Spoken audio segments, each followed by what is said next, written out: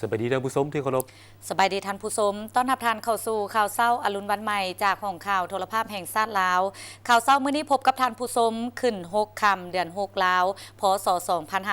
2567กงกับวันศุกร์ที่2พฤษภาคม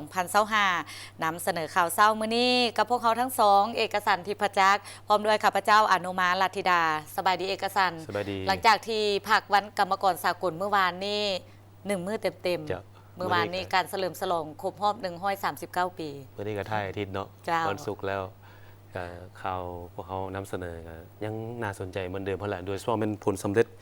การเยี่ยมยามโดยเฮ็ดเวียกของสหายเลขาธิการใหญ่ประธานประเทศทรุณศรีสุริตอยู่สาธารณรัฐสังคมนิยมเวียดนามในวันที่28หาวันที่30เมษายนเจ้าพวกเขามีข่าวดังกล่าวนี้มานำเสนอต่อท่านผู้ชมพร้อมนั่นก็มีศูนย์กลางสหพันธ์กรรมการลาวจัดกิจกรรมอย่างเพื่อสุขภาพเพื่อเฉลิมฉลองวันกรรมกรสากลที่หมุนเวียนมาบรรจบครบรอบ139 ปีในเมื่อวานนี้1พฤษภาคม2025และก็ยังมีข่าวพิธีวางศิลาฤกษ์โครงการก่อสร้างเขื่อนไฟฟ้าน้ำตกน้ำเนินหนึ่งที่เมืองหนองแฮดแขวงเสียงขวางว่าเข้ามาเริ่มที่ผลสำเร็จการเยี่ยมยามและเฮ็ดเวียกของสหายทองรุ้นศรีสุริตเลขาธิการใหญ่ประธานประเทศแห่งสาธารณรัฐประชาธิปไตยประชาชนลาวอยู่สาธารณรัฐสังคมนิยมเวียดนามระหว่างวันที่28หาวันที่30เมษายน2025ในระยะที่เคลื่อนไหวเฮ็ดเวียกอยู่สาธารณรัฐสังคมนิยมเวียดนามสหายทองรุ้นศรีสุริตเลขาธิการใหญ่คณะบริหารงานศูนย์กลางพรรคประธานประเทศร่วมกับสหายเรื่องเกืองกรรมการกรมการเมืองศูนย์กลางพรรคคอมมิวนิสต์เวียดนามประธานประเทศแห่งสาธารณรัฐสังคมนิยมเวียดนามเข้าร่วมเป็นสักขีพยานในพิธีเปิดการนำไส้ท่าเทียบเรือเลข3ท่าเทียบเรือสากลลาวเวียดนามแขวงฮาติงอย่างเป็นทางการท่าเรือสากลลาวเวียดนามรวมมีท่าเทียบเรือ1 2 และ 3 ตั้งอยู่ในเขตเศรษฐกิจวุงอ่างตาแสงกีแองแขวงฮาติงสาธารณรัฐสังคมนิยมเวียดนามคุ้มครองบริหารและพัฒนาโดยบริษัทหุ้นส่วนท่าเรือสากลลาวเวียดนามในนั้นรัฐวิสาหกิจลาวเอเชียโทรคมในนามต่างหน้ารัฐบาลลาวถือหุ้นร่วมกับฝ่ายเวียดนามฝ่ายลาวถืออัตราหุ้น60%และฝ่ายเวียดนามถืออัตราหุ้น40%โครงการท่าเรือสากลลาวเวียดนามเป็นโครงการร่วมมือทางด้านยุทธศาสตร์สำคัญในการพัฒนาเศรษฐกิจสังคมของ2ประเทศและเป็นท่าแห่งสำคัญให้แก่สาธารณรัฐประชาธิปไตยประชาชนลาวในการบรรลุยุทธศาสตร์หันประเทศที่บ่มีชายแดนติดกับทะเลไปสู่การเป็นประเทศเชื่อมโยงเชื่อมจอดในภาคพื้นให้ปรากฏผลเป็นจริงซึ่งจะช่วยให้สาธารณรัฐประชาธิปไตยประชาชนลาวยกสูงขีดความสามารถในแขนงคมนาคมขนส่งของตนให้มีคุณภาพใหม่โดยเฉพาะการขนส่งสินค้าผ่านทางทะเลของลาวให้มีการเชื่อมโยงเชื่อมจอดกับภาคพื้นและสากลแนใส่สุกยุ่ส่งเสริมการค้าการลงทุนกับต่างประเทศให้นับมือนับหลายขึ้นในต่อหน้าสหายเลขาธิการใหญ่ประธานประเทศทองรุ้นศรีสุริตยังได้ประดับเหรียญไซอิสระสั้นหนึ่งให้แก่สหายนางเงวียนทิบิงอดีตกรรมการศูนย์กลางพรรคคอมมิวนิสต์เวียดนามอดีตรองประธานประเทศแห่งสาธารณรัฐสังคมนิยมเวียดนามสหายนางเจียงมีฮัวอดีตกรรมการศูนย์กลางพรรคคอมมิวนิสต์เวียดนามอดีตรองประธานประเทศแห่งสาธารณรัฐสังคมนิยมเวียดนามสหายนางเวียนถี่หยวนอดีตกรรมการศูนย์กลางพรรคคอมมิวนิสต์เวียดนามอดีตรองประธานประเทศแห่งสาธารณรัฐสังคมนิยมเวียดนามสหายนางดังทิงอกทิงอดีตกรรมการศูนย์กลางพรรคคอมมิวนิสต์เวียดนามอดีตรองประธานประเทศแห่งสาธารณรัฐสังคมนิยมเวียดนามสหายนางวอทิแองซวนกรรมการศูนย์กลางพรรคคอมมิวนิสต์เวียดนามรองประธานประเทศแห่งสาธารณรัฐสังคมนิยมเวียดนามที่มีคุณงามความดีในการอุทิศเหือแหงสติปัญญาประกอบส่วนเข้าในการเสริมขยายมูลเสื้อสายพัวพันมิตรภาพอันล้ำค่าความสามัคคีพิเศษการร่วมมือรอบด้านระหว่าง2พรรค2รัฐและประชาชน2ชาติลาวเวียดนามที่ได้รับการก่อตั้งและสืบทอดโดยประธานโฮจิมินห์ผู้นำที่แสนเคารพรักของประชาชนเวียดนามประธานไก่สอนพรหมวิหารและประธานสุพรรณวงศ์ผู้นำที่แสนเคารพรักของประชาชนลาวบรรดาเผ่าให้นับมือเจริญงอกงามมีประสิทธิภาพประสิทธิผลนำเอาความเจริญรุ่งเรืองมาสู่ประชาชนสองชาติลาวเวียดนามลาวเข้าร่วมพิธีเฉลิมฉลองวันปลดปล่อยภาคใต้ท่อนโฮมประเทศชาติเวียดนามเป็นเอกภาพครบรอบ50 ปีวันที่30 เมษายนปี 1975หาวันที่30 เมษายนปี 2025ที่นครโฮจิมินห์ตามการเสื้อเซินของสหายโตเลิมเลขาธิการใหญ่คณะบริหารงานศูนย์กลางพรรคคอมมิวนิสต์เวียดนาม พิธีเฉลิมฉลองในครั้งนี้เป็นการจัดพิธีระดับชาติโดยมีการสวนสนามอยู่ถนนเลหยวนหาทำเนียบเอกราชนครโฮจิมินห์ซึ่งมีก้อนกำลังต่างๆเข้าร่วมสวนสนามหลายกว่า 10,000 คนมหาไซสนะฤดูบันใหม่ในบ้านฮบโฮจิมินห์ที่ลือซื่อเมื่อวันที่ 30 เมษายน ปี 1975 เป็นไซสนะที่ยิ่งใหญ่สว่างไสวมีความหมายประวัติศาสตร์เป็นมากผลของการนำพาอันถูกต้องและสลัดส่องใสของพรรคคอมมิวนิสต์เวียดนามบวกกับกำลังแห่งความสามัคคีอันเป็นปึกแผ่นของทั่วปวงชนลาวทั้งชาติประชาชนเวียดนามวีรชนได้ดำเนินการต่อสู้อย่างพิละอาหารสร้างวีรกรรมอันล้ำเลิศสามารถปลดปล่อยประเทศชาติได้อย่างสมบูรณ์และสำเร็จภารกรรมในการท่อนโฮมประเทศเวียดนามให้เป็นอันหนึ่งอันเดียวซึ่งเป็นขีดหมายประวัติศาสตร์ก้าวเข้าสู่สังกัดใหม่แห่งความเป็นเอกราชแห่งชาติตามเส้นทางก้าวขึ้นสังคมนิยมไซสนะฤดูบันใหม่ปี 1975 ของประชาชนเวียดนามไอ้น้องยังแมนมากผลของความสามัคคีและความสัมพันธ์สู่หบของประชาชนสามชาติอินโดจีนและได้กลายเป็นกำลังแห่งอันมหาศาลสุกยุขบวนการต่อสู้ปลดปล่อยชาติของประชาชนลาวบรรดาเผ่าสถาปนาเป็นประเทศสาธารณรัฐประชาธิปไตยประชาชนลาวในวันที่ 2 ธันวาคม ปี 1975 ก็คือเป็นกำลังแห่งในการสนับสนุนอย่างแห่งกล้าให้แก้บรรดาขบวนการต่อสู้ที่ฮักหอมสันติภาพในโลกในการเดินทางครั้งนี้สหายเลขาธิการใหญ่ประธานประเทศทองลุ้นศรีสุริตพร้อมด้วยคณะผู้แทนขั้นสูงภาครัฐของลาวได้พบปะกับสหายโตเลิมเลขาธิการใหญ่คณะบริหารงานศูนย์กลางพรรคคอมมิวนิสต์เวียดนามพบปะกับสหายเลืองเกืองกรรมการกรมการเมืองศูนย์กลางพรรคประธานประเทศแห่งสาธารณรัฐสังคมนิยมเวียดนามเคลื่อนไหวเยี่ยมยามกองบัญชาการทหารเขต4ยูนครวิงแขวงเงอานผลสำเร็จของการเยี่ยมยามและเฮ็ดเวียกของสหายทองลุ้นศรีสุริตและคณะผู้แทนขั้นสูงของลาวในครั้งนี้เป็นสัญลักษณ์ทางประวัติศาสตร์ที่สำคัญให้แก่การร่วมมือระหว่าง2พรรค2รัฐและประชาชน2ชาติลาวเวียดนามและเวียดนามลาวเป็นการยั่งยืนให้เห็นถึงน้ำใจและไมตรีจิตแห่งสายพัวพันมิตรภาพที่ยิ่งใหญ่ความสามัคคีพิเศษและการร่วมมือรอบด้านอันเสมอต้นเสมอปลายระหว่าง2พรรค2รัฐและประชาชน2ชาติลาวเวียดนามที่บ่มียามเสื่อมคลายนับมือนับนักแน่น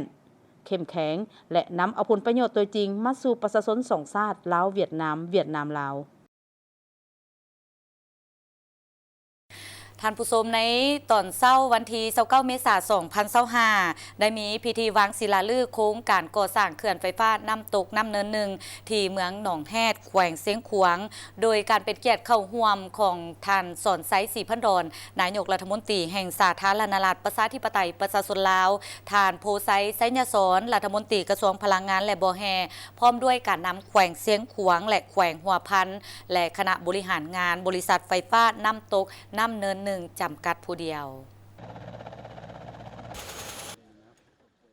ในพิธีวางศิลาฤกษ์โครงการก่อสร้างเขื่อนไฟฟ้าน้ำตกน้ำเนินหนึ่งจำกัดผู้เดียวท่านสุนทรสาบัณฑิตประธานบริษัทไฟฟ้าน้ำตกน้ำเนินหนึ่งจำกัดผู้เดียวได้กล่าวแสดงความยินดีต้อนรับบรรดาท่านการนำขันต่างๆและแขกที่ให้เกียรติเข้าร่วมพิธีในครั้งนี้หลังจากนั้นท่านสุริเดชเบ้ามณีโคตรผู้จัดการโครงการก่อสร้างเขื่อนไฟฟ้าน้ำตกน้ำเนินหนึ่งจำกัดผู้เดียวได้รายงานให้ฮู้ว่า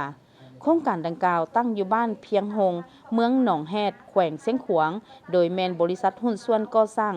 47จำกัดแห่งสาธารณรัฐสังคมนิยมเวียดนามเป็นผู้รับเหมาก่อสร้างมีกำลังติดตั้ง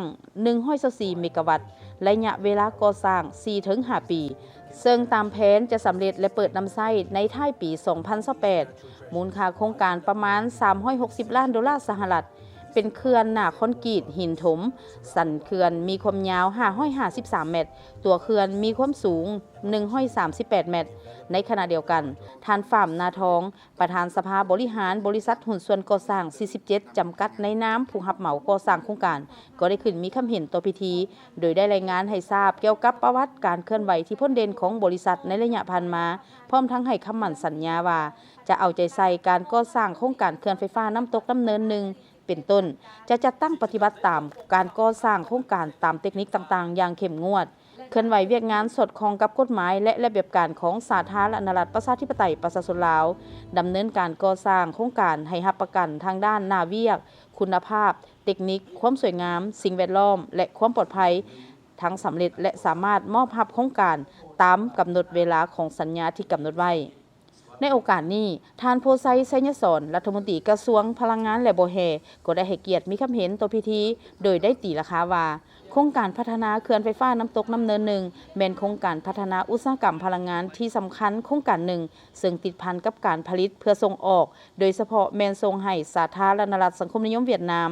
เป็นโครงการที่ลงทุนสูงนำใช้เทคนิคที่ทันสมัยมีลักษณะครบวงจรซึ่งเชื่อมั่นว่าภายหลังการก่อสร้างโครงการนี้สำเร็จจะเป็นเงื่อนไขอันดีประกอบส่วนสำคัญเข้าในการพัฒนาอุตสาหกรรมพลังงานก็คือพัฒนาเศรษฐกิจสังคมของชาติเว้ารวมเว้าเฉพาะการปรับปรุงโครงร่างพื้นฐานและชีวิตการเป็นอยู่ของประชาชนอยู่ท้องถิ่นที่โครงการตั้งอยู่ในปัจจุบันก็คือในเฉพาะหน้าและยาวนานให้น้ำมือนับดีขึ้นเป็นก้าว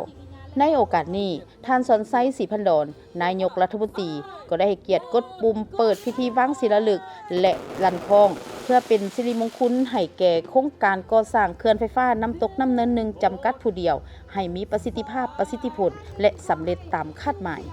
มงคลและสังคมใจปลื้มปิติยินดีเวลานาทีนี้นานสถาราศีกับพิธีวางศิลาฤกษ์โครงการเขื่อนไฟฟ้าน้ำตก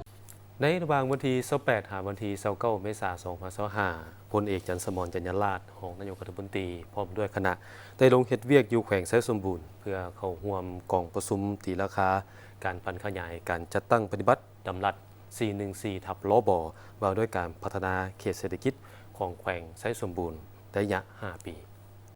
พลเอกจันทร์สมร จันยราชรองนายกรัฐมนตรีพร้อมด้วยคณะได้ลงเฮ็ดเวียกอยู่แขวงไซสมบูรณ์โดยการต้อนรับจากทานพลอยคำหุ่งบุญยวงเจ้าแขวงไซสมบูรณ์พร้อมการนับแขวงโดยในวันที่29เมษายน2025พลเอกจันทร์สมร จันยราชรองนายกรัฐมนตรีได้เป็นประธานของประชุมตีราคาการพัฒนาขยายการจัดตั้งปฏิบัติดำรัส 414 ทับลบว่าด้วยการพัฒนาเศรษฐกิจของแขวงไซสมบูรณ์ระยะ 5 ปีและทิศทางแผนการในตอนหน้า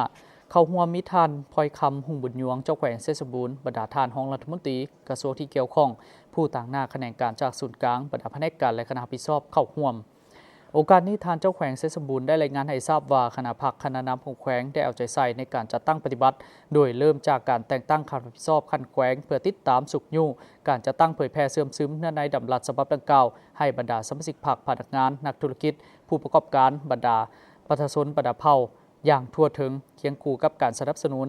และให้การร่วมมือของบรรดากระทรวงที่เกี่ยวข้องในการเป็นเจ้าการสมทบกับบรรดาแผนกการขั้นแขวงมาเป็นแผนงานโครงการจุดซุ้มจะตั้งปฏิบัติละเอียดตาม5ท้ายแห่งคือด้านเกษตรกรรมท่องเที่ยวไฟฟ้าปล่อยแห่และเป็นใจกลางทั้งผ่านการจัดตั้งปฏิบัติตัวจริงเฮ็ดให้เศรษฐกิจของแขวงได้รับการพัฒนาอย่างตั้งหน้าและมีหลายอันได้รับการปรับปรุงดีขึ้นมีการหันเปลี่ยนอย่างก้าวกระโดดแสดงออกเศรษฐกิจของแขวงมีการขยายตัวอย่างต่อเนื่อง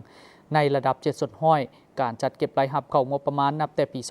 2025-2024ได้ลื่นแผนทุกปีการผลิตเป็นสินค้าของประชาชนได้รับการสุขยู่ส่งเสริมอย่างกว้างขวางครอบครัวทุกยากได้รับการแก้ไขหลุดลงเทื่อละก้าวชีวิตการเป็นอยู่ของประชาชนได้รับการยกระดับดีขึ้นเฮ็ดให้แขวงมีความสงบสังคมมีความเป็นระเบียบเรียบร้อยปลอดภัยแสดงออกก่อนบ่มีดำรัส 414 ทับลบมีโครงการลงทุนภาครัฐจำนวน164โครงการมีมูลค่า 3,764 ตื้อกว่ากีบมาฮอดปี2024มีโครงการลงทุนของรัฐทั้งหมด320โครงการมีมูลค่า 4,400 ตื้อกว่ากีบสำหรับทิศทางแผนการในตอนหน้าจะสืบต่อสุ่มใจจะตั้งปฏิบัติบรรดาแผนการที่ได้กำหนดไว้ตาม5ทางแห่งของแขวงเพื่อเป็นขั้นพื้นฐานในการสร้างรายรับเข้างบประมาณและการสร้างเวียกเฮ็ดงานทำสร้างรายรับที่มั่นคงติดพันกับการส่งเสริมสร้างเศรษฐกิจเอกราชเป็นเจ้าตนเองในระยะใหม่จากนั้นบรรดาแขนงการจากศูนย์กลางแผนกการของแขวงและห้องการกองทุนพัฒนาแขวงยังได้ประกอบคับเห็นซึ่งได้ยกให้เห็นผลสำเร็จด้านดีของโครงข้างบทเรียนที่ถอดถอนได้สิ่งท้าทายรวมทั้งทิศทางแผนการและคาดหมายสู่สนจัดตั้งปฏิบัติในตอนหน้ากองประชุมในครั้งนี้ทานรองนายกรัฐมนตรีได้มีบางคำเห็นเพื่อให้ผู้เข้าร่วมกองประชุมนำไปค้นคว้าปรึกษาหารือและเป็นทิศทางแก้ไขในตอนหน้าโดยเน้นหนักให้เอาใจใส่บางปัญหาเป็นต้นให้เอาใจใส่จะตั้งปฏิบัติเวียกงานป้องกันชาติป้องกันความสงบทั่วปวงชนรอบด้านรักษาเสถียรภาพทางด้านการเมืองและความเป็นระเบียบเรียบร้อยของสังคมอยู่ภายในแขวงเพิ่มทวีแก้ไขปรากฏการณ์ย่อท่อต่างๆในสังคมให้ลดน้อยถอยลงหันล้นก่อสร้างรากฐานการเมืองพัฒนาชนบทรอบด้านตามสีเนื้อในสีคัดหมายและติดพันกับของเขตอื่นๆเพื่อประกอบส่วนเข้าในการจัดตั้งปฏิบัติเวียกงานด้านต่างๆอยู่ภายในท้องถิ่นของตนให้มีประสิทธิผลสูงก่อนหน้านี้พลเอกจันทร์สมร จันยราชรองนายกรัฐมนตรีพร้อมด้วยคณะได้เข้าร่วมพิธีเปิดบ่อขุดค้นและปรุงแต่งแห่เหล็กอยู่บ้านน้ำสารเมืองลองแจ้งของบริษัทลองแจ้งพัฒนาแห่ท่าจำกัดผู้เดียวร่วมกับบริษัทลองแจ้งจงฟ้าลาว Mining จำกัดผู้เดียวซึ่งได้รับฟังการรายงานจากต่างหน้าบริษัทว่าในการเคลื่อนไหววิกงานตัวจริงของบริษัทในเบื้องต้นได้ค้นคว้าก่อสร้างสถานที่เก็บสะสมแฮหรือลานสต็อกแฮ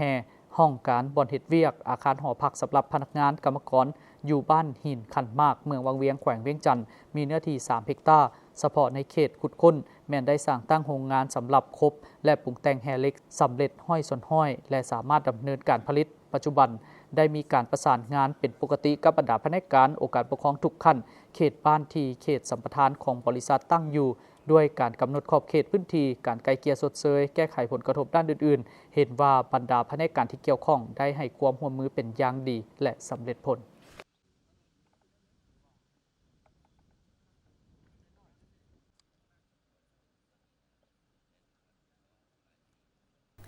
ท่านผู้ชมที่เคารพมาเบิ่งบรรยากาศในมื้อวานนี้1 พฤษภาคม 2025เป็นวันกรรมกรสากลที่หมุนเวียนมาบรรจบครบรอบ139 ปี ศูนย์กลางสหพันธ์กรรมบาลลาวได้จัดกิจกรรมอย่างเพื่อสุขภาพเพื่อเฉลิมฉลองวันดังกล่าวขบวนการย่างดังกล่าวได้จัดขึ้นในตอนเช้ามื้อวานนี้1 พฤษภาคม 2025ที่สวนประตูไซเข้าร่วมในพิธีมีทานสอนไซศรีพันดอนนายกรัฐมนตรีทานศิลวงศ์ขุดไพฑูรย์ประธานศูนย์กลางแนวลาวสร้างชาติทานเล็ดไสยพรประธานศูนย์กลางสหพันธ์กรรมบาลลาวมีบรรดารัฐมนตรีห้องรัฐมนตรีต่างหน้าองค์การจัดตั้งมหาชนและภาคส่วนที่เกี่ยวข้องพร้อมด้วยมวลชนเข้าร่วมอย่างหลวงหลายประธานศูนย์กลางสหพันธ์กรรมบาลลาวได้กล่าวว่างานครั้งนี้นอกจากเป็นการย่างเพื่อสุขภาพแล้วยังเป็นการโฮมสุมนุมเพื่อระลึกถึงวันที่1 พฤษภาเป็นวันของชนชั้นกรรมกรก็คือชาวผู้ออกแรงงานได้ลุกขึ้นทวงเอาสิทธิ์ของเขาเจ้ากับพวกนายทุนผู้กดขี่ขุดฮีดซึ่งทานได้ยกให้เห็นมูลเสื้อของชนชั้นกรรมกรนับแต่ท้ายศตวรรษที่18หาต้นศตวรรษที่19มีหลายประเทศในยุโรปและอเมริกาได้สำเร็จการขนล่มระบอบศักดินาและสร้างตั้งระบอบนายทุนขึ้นแทนบรรดาประเทศเหล่านั้นจึงได้ก้าวเข้าสู่การผลิตแบบอุตสาหกรรมก่อสร้างและขยายโรงจักรโรงงานขึ้นหลายแห่งจากนั้นจำนวนกรรมกรและชาวผู้ออกแรงงานก็ได้เติบใหญ่ขยายตัวไปเคียงคู่กับการผลิตในสังคมอยู่ภายใต้การปกครองของพวกนายทุนชนชั้นกรรมกรถือกดขี่ขุดฮีดอย่างหนักหน่วงชีวิตการเป็นอยู่นับมือนับถูกยากลำบากพวกนายทุนได้บังคับให้ผู้ออกแรงงานก็คือกรรมกรออกแรงงาน14-15 ชั่วโมงต่อมื้อแต่ว่าได้ค่าแรงงานต่ำย้อนสาเหตุดังกล่าวจึงได้มีหลายขบวนของกรรมกรลุกขึ้นต่อสู้มาฮอดวันที่1 พฤษภาคม ปี 1886 ได้มีเหตุการณ์ที่มีความหมายทางด้านประวัติศาสตร์ของขบวนกรรมกรประเทศอเมริกาแม้นการเดินประท้วงใหญ่ที่สุดขบวนดังกล่าวได้เรียกร้องเอาสิทธิในการออกแรงงานมื้อหนึ่ง8 ชั่วโมงก็คือ8 ชั่วโมงเฮ็ดเวียก8 ชั่วโมงพักผ่อนและ8 ชั่วโมงที่ได้มีโอกาสทำเฮียนในมื้อนั้นได้มีกรรมกรพากันนัดหยุดงานถึง 5,000 แห่งในตัวเมืองใหญ่ของประเทศสหรัฐอเมริกาเช่นนิวยอร์กวอชิงตันดีซีและอื่นๆที่ได้ดึงดูดกรรมกรจำนวน 300,000 กว่าคนพร้อมกันแห่ประท้วงตามเส้นทางภายใต้การนำพาของสหพันธ์แรงงานอเมริกา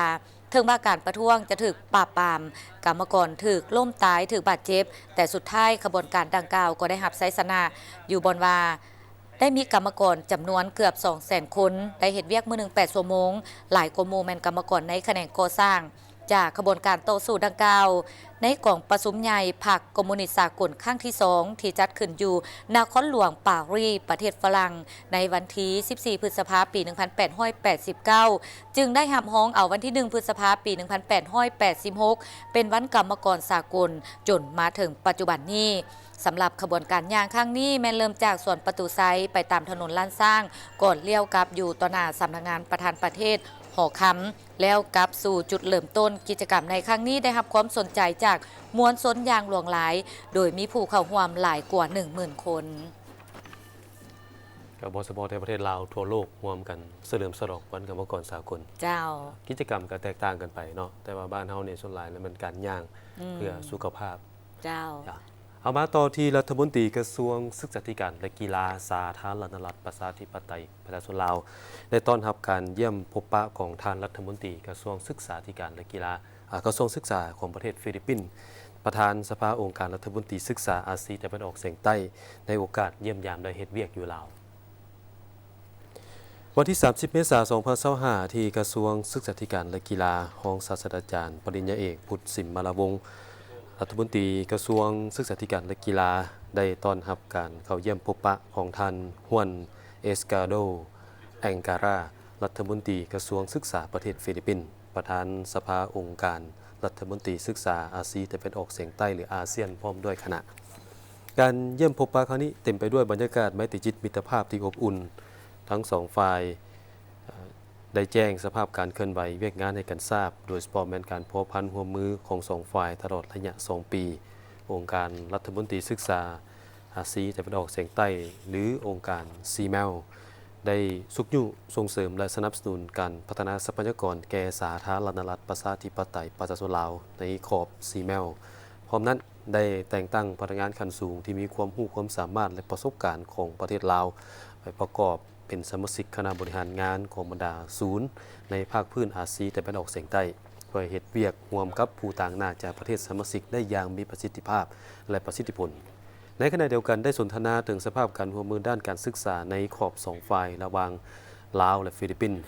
ซึ่งทางรัฐมนตรีกระทรวงศึกษาธิการและกีฬาของลาวได้เสนอให้ทางรัฐมนตรีกระทรวงศึกษาประเทศฟิลิปปินส์สืบต่อสนับสนุนทุนการศึกษาทุนฝึกอบรมและแลกเปลี่ยนระหว่างพนักงานและนักศึกษาของลาวในการยกระดับความรู้ความสามารถด้านวิชาเฉพาะเพื่อพัฒนาทรัพยากรมนุษย์ในแขนงการศึกษาวิทยาศาสตร์และกีฬาทั้งสองฝ่ายยังได้สืบต่อปรึกษาหารือและแลกเปลี่ยนบทเรียนนำกันในเวียกงานที่แต่ละฝ่ายมีความสนใจโดยเฉพาะแม้นการสืบต่อเส้นบทบันทึกความเข้าใจด้านการศึกษาระหว่างกระทรวงศึกษาธิการและกีฬาของลาวและกระทรวงศึกษาประเทศฟิลิปปินส์ให้นับมือขยายตัวมาต่อที่ข่าวกองประชุมใหญ่ครั้งที่7ของสาวหนุ่มห้องว่าการศูนย์กลางภาคและก็ได้สรุปการจัดตั้งปฏิบัติในระยะที่ผ่านมาพร้อมทั้งปอนบัตรคัดเลือกเอาคณะบริหารงานสาวหนุ่มห้องว่าการศูนย์กลางภาคสุดใหม่เพื่อเป็นผู้นำพาจัดตั้งพันขยายมติกองประชุมใหญ่สาวหนุ่มห้องว่าการศูนย์กลางภาคของประชุมใหญ่ครั้งที่7ของสาวหนุ่มห้องว่าการศูนย์กลางภาคได้ดำเนินในตอนเช้าวันที่30 เมษายน 2025โดยภายใต้การเป็นประธานของสหายพุทธลาแก้วพิจิตรเลขาคณะบริหารงานสาวหนุ่มห้องว่าการศูนย์กลางภาคเข้าร่วมซี่นำกองประชุมโดยสหายค้ำผาพิมพ์มาสอนห้องเลขาคณะภาคของหัวหน้าห้องว่าการศูนย์กลางภาคผู้ซี่นำองค์การจัดตั้งมหาชนและสหายทองลีศรีสุริตห้องเลขาคณะบริหารงานศูนย์กลางสาวหนุ่มประชาชนปฏิบัติลาวมีสมาชิกสาวหนุ่มเข้าร่วมสหายสมอกพมมาสาห้องเลขาคณะบริหารงานสาวหนุ่มห้องว่าการศูนย์กลางภาคได้ผ่านบทรายงานการเมืองทั้ง2 ภาคในระยะที่ผ่านมาได้เป็นเจ้าการนำพาซี่นำการจัดตั้งปฏิบัติมติกองประชุมใหญ่ครั้งที่6ของคณะบริหารงานสาวหนุ่มห้องว่าการศูนย์กลางภาคอย่างได้รับผลสำเร็จได้เอาใจใส่ในการศึกษาอบรมการเมืองแนวคิดให้สมาชิกมีแนวคิดอุ่นเอียนทุนเทียงเสื่อมั่นต่อการนำพาและจัดตั้งปฏิบัติคำสั่งของคณะภาคคณะนำเข้าร่วมเสริมซึมเอกสารและเข้าร่วมกิจกรรมวันสำคัญต่างๆของภาคของชาติสุกยู่ปลุกระดมพนักงานเข้าร่วมประชุมสัมมนารับฟังปาฐกถาและฝึกอบรมต่างๆเหตุให้สมาชิกภาคพนักงานมีแนวคิดรักมั่นมีความบุกบืนตัวต่อหน้าที่เวียกงานและมีความสามัคคีภายในภายนอกพร้อมกันจะตั้งปฏิบัติหน้าที่เวียกงานมีผลสำเร็จตามคาดหมายกองประชุมใหญ่ครั้งที่7ของสาวหนุ่มห้องว่าการศูนย์กลางภาคได้รับฮ้องเอารายงานการเมืองและได้ดำเนินปอนบัตรเลือกตั้งเอาคณะบริหารงานสาวหนุ่มห้องว่าการศูนย์กลางภาคสุดใหม่เพื่อนำพาซี่นำจัดตั้งพันขยายมติกองประชุมใหญ่สาวหนุ่มห้องว่าการศูนย์กลางภาคครั้งที่7ซึ่งมีผู้สมัครเลือกตั้งเข้าในคณะบริหารงานสาวหนุ่มห้องว่าการศูนย์กลางภาคสมัยที่7ทั้งหมด15สหายปอนบัตรคัดเลือกเอา13สหายกองประชุมข้างปฐมฤกษ์ของคณะบริหารงานสาวหนุ่มห้องว่าการศูนย์กลางภาคครั้งที่7ได้เป็นเอกสารเลือกเอาสหายตัวอย่าง1ไซเกอร์เป็นเลขาคณะบริหารงานสหายนางอาลูโนกว้างมณีวันเป็นห้องเลขาทั้งเป็นประธานกวดกากองประชุมครั้งนี้ยังได้รับฟังการโอโลมและให้ทีซีน้ำจากสหายทองลีศรีสุริตห้องเลขาคณะบริหารงานศูนย์กลางสาวหนุ่มประชาชนปฏิบัติลาว ได้มีพิธีเซ็นบทบันทึกความเข้าใจโครงการสร้างความเข้มแข็งให้ระบบสาธารณสุขในประเทศลาวเพื่อให้สามารถทนทานกับสภาพการเปลี่ยนแปลงของดินฟ้าอากาศและความยืนยงของระบบสาธารณสุขใน7แขวงเป้าหมายของโครงการวันที่29เมษายน2025กระทรวงสาธารณสุขร่วมกับองค์การช่วยเหลือเด็กสากลประจำลาวหรือ ACI ได้มีพิธีเซ็นบทบันทึกความเข้าใจโครงการสร้างความเข้มแข็งให้ระบบสาธารณสุขในลาวเพื่อสามารถทนทานกับสภาพการเปลี่ยนแปลงของดินฟ้าอากาศระหว่างดร.พรประเสริฐไสยมงคลหัวหน้ากรมอนามัยและส่งเสริมสุขภาพกระทรวงสาธารณสุขท่านลูกแอปส์หัวหน้าองค์การช่วยเหลือเด็กสากลประจำลาวเข้าร่วมมีดร.บุญแฝงภูมิลัยศิษย์รัฐมนตรีกระทรวงสาธารณสุขและภาคส่วนที่เกี่ยวข้องสำหรับโครงการสร้างความแข็งแกร่งให้ระบบสาธารณสุขในสาธารณรัฐประชาธิปไตยประชาชนลาว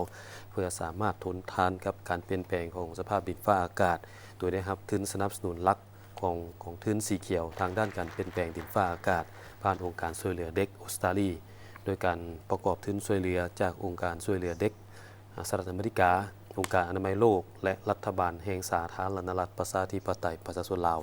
โครงการนี้เพื่อสร้างความเข้มแข็งด้านการปรับตัวต่อการเปลี่ยนแปลงดินฟ้าอากาศและมีความยืนยงของระบบสาธารณสุขใน7แขวงเป้าหมายของโครงการเนื่องจากว่าเด็กน้อยเป็นกลุ่มที่มีความเสี่ยงสูงที่สุดต่อภัยอันตรายด้านสุขภาพที่เกี่ยวข้องกับการเปลี่ยนแปลงดินฟ้าอากาศรวมทั้งไข้เลือดออกพยาธิท้องท้องและภาวะขาดสารอาหารอันเนื่องมาจากการเปลี่ยนแปลงของดินฟ้าอากาศรุนแรงที่ส่งผลกระทบต่อพืชผลที่อยู่อาศัยระบบน้ำและสุขาภิบาลโดยเป้าหมายเพื่อปกป้องสวัสดิภาพของพวกเขาเจ้าซึ่งใน5 ปีข้างหน้าโครงการจะสนับสนุนสถานที่บริการสาธารณสุข100 แห่งและชุมชน250 แห่งใน25เมือง7แขวงคือแขวงสารวันคำมวนเซกองหลวงพะบางอุดมไซพงศาลีและหลวงน้ำทาโดยจะเสริมสร้างความสามารถของพนักงานสาธารณสุขในการแก้ไขความเสี่ยงด้านสุขภาพกับการเปลี่ยนแปลงดินฟ้าอากาศปรับปรุงพื้นฐานโครงสร้างด้านสาธารณสุขให้มีความทนทานต่อการเปลี่ยนแปลงดินฟ้าอากาศและประหยัดพลังงานในสถานที่บริการสาธารณสุข79 แห่งเพิ่มความรับรู้ของชุมชนเกี่ยวกับผลกระทบการเปลี่ยนแปลงดินฟ้าอากาศต่อสุขภาพพร้อมนั้นโครงการจะสร้างความเข้มแข็งให้แก่ชุมชนในการกำหนดบริมสิทธิ์ด้านสุขภาพที่เกี่ยวพันกับการเปลี่ยนแปลงดินฟ้าอากาศขยายระบบเตือนภัยล่วงหน้าและปรับปรุงการเข้าถึงการบริการด้านสุขภาพให้แก่ประชาชนหลายกว่า2,300,000 คนในขอบเขตชนบทที่มีความเสี่ยงต่อการเปลี่ยนแปลงของดินฟ้าอากาศมาเบิงคณะรับผิดชอบค้นคว้าแนวคิดไก่สนพรหมวิหารจัดสัมมนาวิทยาศาสตร์แนวคิดไก่สนพรหมวิหารเกี่ยวกับขงเขตเวียกงานสาธารณสุขการสัมมนาวิทยาศาสตร์แนวคิดไก่สนพรหมวิหารเกี่ยวกับขงเขตเวียกงานสาธารณสุขได้จัดขึ้นในท้ายเดือนเมษายนที่ผ่านมาที่วิทยาลัยวิทยาศาสตร์สุขภาพโดยการเป็นประธานของทานสมสวัสดิ์เล่งสวัสดิ์ที่ปรึกษาสภาทฤษฎีศูนย์กลางภาคที่ปรึกษาคณะรับผิดชอบค้นคว้าแนวคิดไก่สนพรหมวิหารมีดร.บุญแฝงภูมิลัยศิษย์รัฐมนตรีกระทรวงสาธารณสุขมีรองศาสตราจารย์ภูวงศ์อุ่นคำแสนหัวหน้าสถาบันการเมืองและการปกครองแห่งชาติพร้อมด้วยภาคส่วนที่เกี่ยวข้องเข้าร่วมการสัมมนาครั้งนี้เพื่อสืบต่อพันขยายมติของกรมการเมืองศูนย์กลางภาคว่าด้วยการค้นคว้าแนวคิดไก่สนพรหมวิหารทั้งเป็นการเฉลิมฉลอง3 วันประวัติศาสตร์ของภาคของชาติโดยเฉพาะวันเกิดประธานไก่สนพรหมวิหารครบรอบ105 ปีโดยมีการสัมมนา6 หัวข้อคือแนวคิดไก่สนพรหมวิหารเกี่ยวกับความหมายความสำคัญของเวียกงานสาธารณสุขแนวคิดไก่สนพรหมวิหารเกี่ยวกับการคุ้มครองแขนงสาธารณสุขแนวคิดไก่สนพรหมวิหารเกี่ยวกับการก่อสร้างและพัฒนาบุคลากรสาธารณสุขแนวคิดไก่สนพรหมวิหารต่อเวียกงานการพยาธิและส่งเสริมสุขภาพแนวคิดไก่สนพรหมวิหารเกี่ยวกับความหมายความสำคัญของสุขภาพแม่และเด็กและแนวคิดไก่สนพรหมวิหารเกี่ยวกับการแพทย์และการยาพื้นเมืองลาว ซึ่งได้ยกให้เห็นเนื้อในอันอุดมสมบูรณ์ของแนวคิดไก่สอนพรหมวิหารเกี่ยวกับเวียกงานสาธารณสุขการค้นคว้าและประกอบคำคิดคำเห็นในแต่ละปัญหา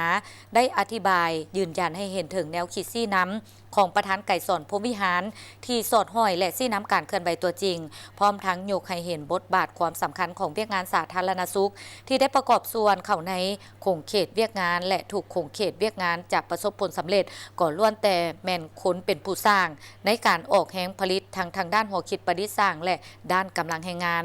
สนั่นในการเอาใจใส่เวียกงานการดูแลสุขภาพของประชาชนเป็นจุดเริ่มต้นในการสร้างสรรค์และพัฒนาประเทศชาติพร้อมกันนั้นยังได้สังเกตตีราคาผลสำเร็จของโครงข้างจำนวนหนึ่งบนพื้นฐานการหมุนไส้แนวคิดไก่สอนพรหมวิหารในระยะที่ผ่านมาและสรุปให้เห็นบางเนื้อในจิตใจต่อการเสริมขยายแนวคิดไก่สอนพรหมวิหารในตอนหน้ามาต่อที่สาธารณรัฐประชาธิปไตยประชาชนลาวเฉลิมฉลองวันสุขภาพโลกประจำปี 2025 ภายใต้หัวข้อการเริ่มต้นสุขภาพที่ดีเพื่ออนาคตที่สดใสประเทศลาวและบรรดาคู่ร่วมพัฒนาได้พร้อมกันเฉลิมฉลองความคืบหน้าในการร่วมเพื่อปรับปรุงสุขภาพแม่และเด็กที่เกิดใหม่ในระยะ2 ทศวรรษผ่านมาซึ่งในโอกาสวันสุขภาพโลกประจำปี 2025 ที่นครหลวงวิจันทร์วันที่29 เมษายนผ่านมาการเฉลิมฉลองวันสุขภาพโลกเป็นจัดขึ้นทุกๆปีเพื่อส่งเสริมความพยายามในทั่วโลกเพื่อปรับปรุงเวียกงานสาธารณสุขโดยหัวข้อของปีนี้แม่นการเริ่มต้นสุขภาพที่ดีเพื่ออนาคตที่สดใสซึ่งซุ่มใส่การเพิ่มทวีความพยายามเพื่อยุติการเสียชีวิตของแม่และเด็กเกิดใหม่จากสาเหตุที่สามารถป้องกันได้และการให้ความสำคัญกับสุขภาพแม่หญิงในระยะยาวในโอกาสนี้ประเทศลาวพร้อมด้วยคู่ร่วมพัฒนาก็ได้ร่วมกันเฉลิมฉลองความคืบหน้าในการปรับปรุงสุขภาพและความเป็นอยู่ที่ดีของแม่เด็กน้อยและวัยหนุ่มทั่วประเทศผ่านแผนงานร่วมขององค์การสหประชาชาติเพื่อสุขภาพเจริญพันธุ์แม่เด็กเกิดใหม่เด็กน้อยและวัยหนุ่มผ่านงานร่วมขององค์การสหประชาชาติแม่นจัดตั้งปฏิบัติภายใต้การนำพาของกระทรวงสาธารณสุขร่วมกับรัฐบาลลุกเซมเบิร์กและบรรดาองค์การสหประชาชาติมาเป็นเวลา 15 ปี และเป็นแผนงานที่สำคัญในการเสริมขยายระบบสาธารณสุขในประเทศลาวโอกาสนี้ดร.บุญแฝงภูมิลัยศิษย์รัฐมนตรีกระทรวงสาธารณสุขได้กล่าวว่าระยะผ่านมาพวกเขาได้สร้างความคืบหน้าอย่างใหญ่หลวงในการยกสูงสุขภาพแม่และเด็กเกิดใหม่ในประเทศลาวและตีราคาสูงต่อการร่วมมือของบรรดาคู่ร่วมพัฒนาทุกภาคส่วนในการรับประกันการเข้าถึงการบริการสุขภาพที่จำเป็นสำหรับกลุ่มที่มีความเสี่ยงที่สุดช่วยรับประกันคุณภาพและผลได้รับด้านสุขภาพที่ดีแบบยืนยงให้แก่บรรดาแม่เด็กเกิดใหม่เด็กน้อยและวัยหนุ่มซึ่งเป็นเวียกที่สำคัญและหวังว่าจะสามารถพันขยายการร่วมมือต่อไปเพื่อบรรลุเป้าหมายการพัฒนาแบบยืนยงภายในปี 2030 เพิ่มทวีการร่วมมือด้านวิชาการระหว่างสถาบันวิทยาศาสตร์เศรษฐกิจและสังคมแห่งชาติกับมหาวิทยาลัยภาษาต่างประเทศปักกิ่งสาธารณรัฐประชาชนจีนท่านผู้ชมในท้ายเดือนที่ผ่านมาสถาบันวิทยาศาสตร์เศรษฐกิจและสังคมแห่งชาตินำโดยท่านกิแก้วจันทบุรีรองประธานสถาบันวิทยาศาสตร์เศรษฐกิจและสังคมแห่งชาติพร้อมด้วยคณะได้ต้อนรับและเฮ็ดเวียกร่วมกับคณะผู้แทนจากมหาวิทยาลัยภาษาต่างประเทศปักกิ่งสาธารณรัฐประชาชนจีนนำโดยศาสตราจารย์เจี้ยเต๋อจุงรองเลขาคณะมหาวิทยาลัยภาษาต่างประเทศปักกิ่งพร้อมคณะการพบปะครั้งนี้เพื่อเป็นการจัดตั้งพันขยายแผนแม่บทว่าด้วยการสร้างคู่ร่วมสัตกรรมลาวจีนเป็นการลงเลิกการร่วมมือในโครงเขตวัฒนธรรมสังคมเว้ารวมเว้าเฉพาะเป็นการเพิ่มทวีแลกเปลี่ยนและการร่วมมือในโครงเขตการค้นคว้าวิทยาศาสตร์สังคมทั้งสองฝ่ายได้พบปะและแลกเปลี่ยนพร้อมทั้งนำเสนอสภาพพ้นเด่นโดยย่อขององค์การตนให้การรับทราบแลกเปลี่ยนสนทนาซึ่งกันและกันเกี่ยวกับการร่วมมือทางด้านวิชาการเวียกงานค้นคว้าในโครงเขตวัฒนธรรมสังคมการร่วมมือในโครงเขตการค้นคว้าวิทยาศาสตร์สังคมและการสร้างบุคลากรในอนาคตพร้อมนั้นยังได้ลงนามเซ็นบทบันทึกความเข้าใจว่าด้วยการร่วมมือด้านวิชาการระหว่างมหาวิทยาลัยภาษาต่างประเทศปักกิ่งภาษาต่างประเทศปักกิ่งสาธารณรัฐประชาชนจีนกับสถาบันวิทยาศาสตร์เศรษฐกิจและสังคมแห่งชาติ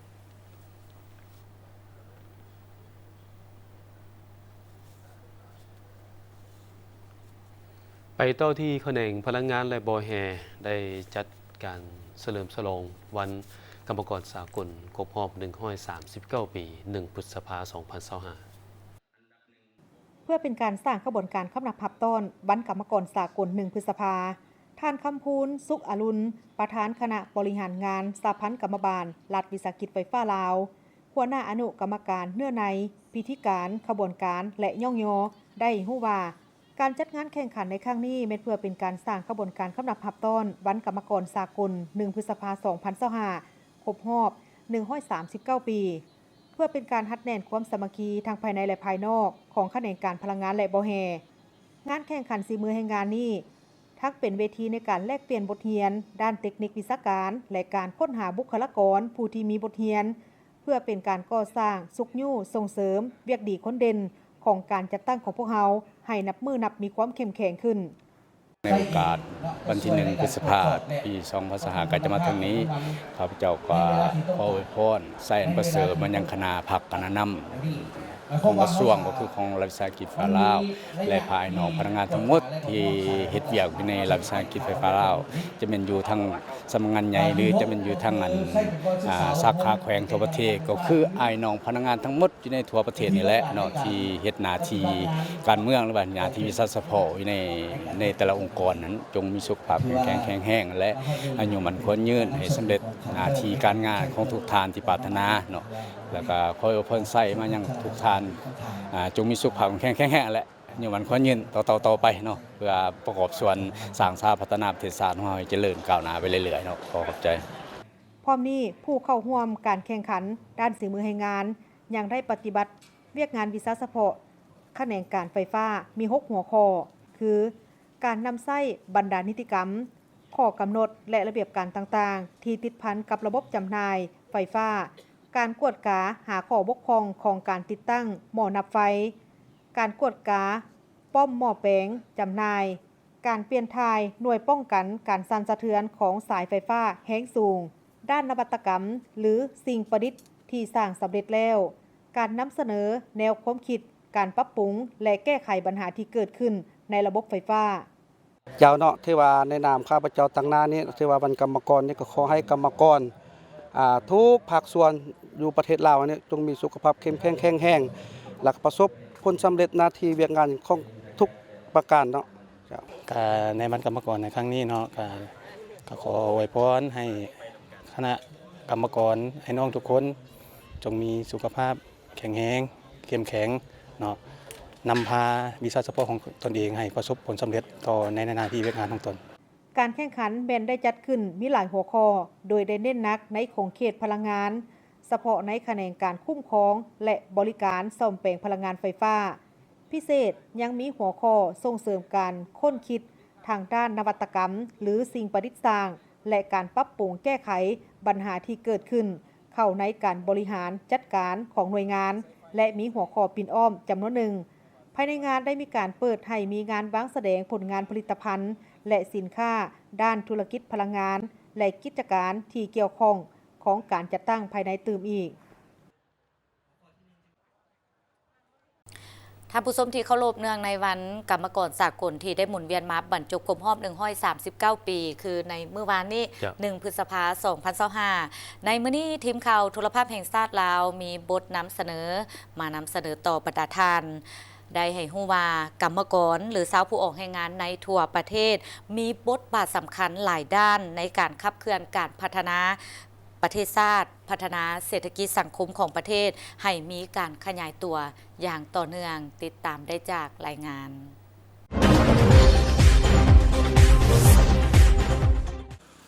ท่านคงใจซุ่มพ้นภักดีผู้อำนวยการรัฐวิสาหกิจโรงพิมพ์แห่งรัฐได้กล่าวต่อทีมข่าวโทรภาพแห่งชาติลาวว่าในโอกาสวันกรรมกรสากลครบรอบ139 ปีท่านได้ยกให้เห็นถึงบทบาทในความสำคัญของกรรมกรก็คือชาวผู้ออกแรงงานในขอบเขตทั่วประเทศต่อกับการพัฒนาประเทศชาติในแต่ละระยะเฮ็ดให้ประเทศได้รับการพัฒนาเฮ็ดให้เศรษฐกิจมีการขยายตัวอย่างต่อเนื่องเว้าเฉพาะพนักงานกรรมกรภายในโรงพิมพ์แห่งรัฐได้มีความห้าวหันบุกบืนสุ่มทุกกำลังแฮงกำลังใจเข้าในการจัดตั้งปฏิบัติเวียกงานที่ได้รับการมอบหมายเฮ็ดให้การปฏิบัติแผนเวียกในแต่ละมื้อแต่ละอาทิตย์แต่ละหน้าเวียกสำเร็จตามกำหนดเวลา ทั้งเป็นการรับประกันได้ถึงด้านปริมาณและคุณภาพซึ่งรัฐวิสาหกิจโรงพิมพ์แห่งรัฐมีพนักงานกรรมกร60กว่าคนมีพนักงานที่มีประสบการณ์มีความรู้มีความสำนิสำนาญในการดำเนินการเฮ็ดให้โรงพิมพ์มีความยืนยงคงตัวสร้างผลกำไรในแต่ละปีคณะพักคณะนำคณะหน่วยการก็ได้เอาใจใส่เนาะ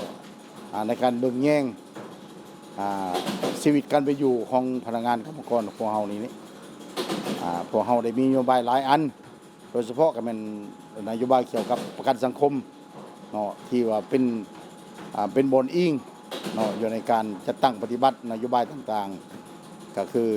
พวกเฮาเป็นสมาชิกประกันสังคมเนาะกรรมกรพวกเฮาอยู่นี่แม่นเป็นสมาชิกประกันสังคมหมดทุกคนเนาะอันนี้แม่นแค่อิงใส่นโยบายของในการปฏิบัตินาเวียกและก็ปฏิบัติกฎหมายของวิสาหกิจในการลงทุนนี้แต่ในนี้เนาะพวกเฮานอกจากประกันสังคมแล้วเนาะพวกเฮายังได้ปฏิบัตินโยบายอื่นที่เกี่ยวพันกับชีวิตการเป็นอยู่อันนึงมันปฏิบัติเรื่องนโยบายเกี่ยวกับการกวดสุขภาพประจำปีถือว่าเป็นหมั่งหัวใจเนาะถ้าว่ามีสุขภาพแข็งแรงมีการติดตามสุขภาพเป็นประจำก็ถือว่าพวกเฮาก็มีกำลังใจหรือว่ามีพลังวังซ่าว่าสารในการเฮ็ดเวียกอันนี้พวกเฮาได้ปฏิบัติให้แม่นพวกเฮาได้จ่าย 100% เนาะให้กรรมกรในการกวดสุขภาพประจำปีอันนี้อันนึงนอกจากนั้นเนาะนโยบายอื่นก็แม่นเกี่ยวกับการอันนี้แหละโดยเฉพาะเลยแม่นที่ว่าประกันสังคมเพิ่นบ่ให้นะแล้วแม่นพวกเฮาก็ได้ปฏิบัติต่อพนักงาน 100% เนาะกรรมกรของเฮาได้รับ 100% อันนี้ด้านผู้ใช้แรงงานที่มีหัวคิดประดิษฐ์สร้างได้เฮ็ดเวียกตามหน้าเวียกที่รับผิดชอบของตนอยู่รัฐวิสาหกิจโรงพิมพ์แห่งรัฐเฮ็ดเวียกด้วยความห้าวหันตั้งหน้าปฏิบัติหน้าที่ตามการมอบหมายจากคันถึงและเฮ็ดหล่อนหน้าที่เรื่องนโยบายโรงพิมพ์แห่งรัฐเฮาเนาะก็มีนโยบายหลายอย่างที่ว่าเพิ่นนั่นเฮ็ดให้เฮาที่ว่าสะดวกสบายเนาะมีอันที่ว่าเฮ็ดคือว่าบ่อนอื่นก็สิบ่คืออยู่นี่ที่ว่าเฮาเฮ็ดเนาะเพิ่นก็ให้ความสะดวกเฮาหลายอย่างหรือว่าเรื่องอันเฮ็ดเวียกก็สะดวกสบายแล้วก็เรื่องที่ว่าเพิ่นนำพาเนาะเพิ่นแบ่งเวียกเป็นหยังให้ก็ที่ว่าสะดวกหลายอย่างวันกรรมกรนี่เนาะก็ขออวยพรให้พรให้บรรดาท่านที่ว่ากรรมกรทุกคนเนาะที่ว่าเฮ็ดเวียกแต่ว่าสู่ส่วนมาเฮ็ดเวียกจงกรรมกรก็ขอให้ทุกท่านสุขภาพแข็งแรงประสบผลสำเร็จในหน้าที่การงานเนื่องในโอกาสวันสร้างตั้งกรรมกรครบรอบ139 ปีข้าพเจ้าตั้งหน้าพนักงานกรรมกรรัฐวิสาหกิจโรงพิมพ์แห่งรัฐขอแสดงคุณต่อคณะนำกระทรวงแถลงข่าววัฒนธรรมและท่องเที่ยวและคณะพักคณะอำนวยการโรงพิมพ์แห่งรัฐพร้อมด้วยพนักงานกรรมกรเห็นในความสำคัญ ของวันสร้างตั้งกรรมกรลาวอย่างสุดยิ่งที่เป็นตัวแทนของชนชั้นกรรมกรของโรงพิมพ์แห่งรัฐระยะที่ผ่านมาคณะพักคณะนำโรงพิมพ์แห่งรัฐได้เอาใจใส่เบิ่งแย้งดูแลพนักงานกรรมกรอยู่ภายในโรงพิมพ์ได้เป็นอย่างดีเป็นต้นพนักงานทุกคนได้เข้าเป็นสมาชิกประกันสังคมและมีสวัสดิการต่างๆโดยเฉพาะได้มีการกวดพยาธิให้พนักงานเป็นประจำในแต่ละปีมีนโยบายอุดหนุนเกิดลูกและเจ็บเป็นต่างๆทางโรงพิมพ์ได้จ่าย 100% และอื่นๆพร้อมนี้โรงพิมพ์ยังเห็นได้ถึงความสำคัญต่อกับเวียกงานพัฒนาทรัพยากรมนุษย์โดยได้จัดฝึกอบรมต่างๆพร้อมทั้งส่งพนักงานไปฝึกอบรมด้านต่างๆอยู่ภายในและต่างประเทศเพื่อเพิ่มทักษะเพิ่มความรู้ให้พนักงานมีความเข้มแข็งรับประกันให้บุคลากรที่มีความรู้ความสามารถเพื่อมาพัฒนาโรงพิมพ์ให้มีความก้าวหน้าทันตามยุคตามสมัยและอื่นๆบริษัท FMB พัฒนาเทคนิคและการค้าจำกัดโซลูมและศูนย์ซ่อมแปลงรถที่ทันสมัยที่ได้รับความไว้วางใจจากลูกค้าตลอดมาในการบริการโดยทีมงานคุณภาพพร้อมมอบข้อเสนอที่ดีที่สุดให้กับลูกค้าและพวกเขายังมีทีมงานสร้างที่มีประสบการณ์สูงสามารถวิเคราะห์ปัญหาแก้ไขปัญหาให้ถูกจุดและว่องไวสถานที่ตั้งอยู่บ้านดุงเมืองเซเสถานครหลวงเวียงจันทน์ติดกับไฟแดงนาควายเส้นทาง450 ปีสามารถติดต่อเบอร์โทรและ WhatsApp 021 218 585และ020 554 67308 Facebook FMB Development Technical and Commercial Company Limited Email fmbcarshowroom99@gmail.com นึกถึงโซลูมและศูนย์ซ่อมแปลงรถให้นึกถึงบริษัท FMB พัฒนาเทคนิคและการค้าจำกัด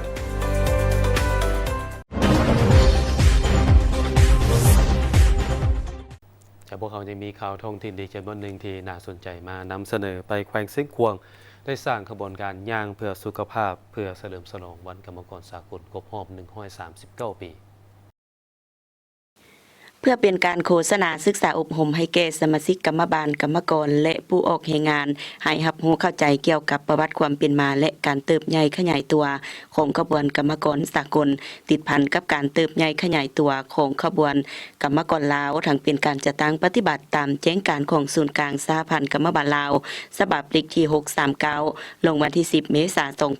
2025เกี่ยวกับการเฉลิมฉลองวันกรรมกรสากลให้เป็นขบวนฟดฟื้นและกว้างขวาง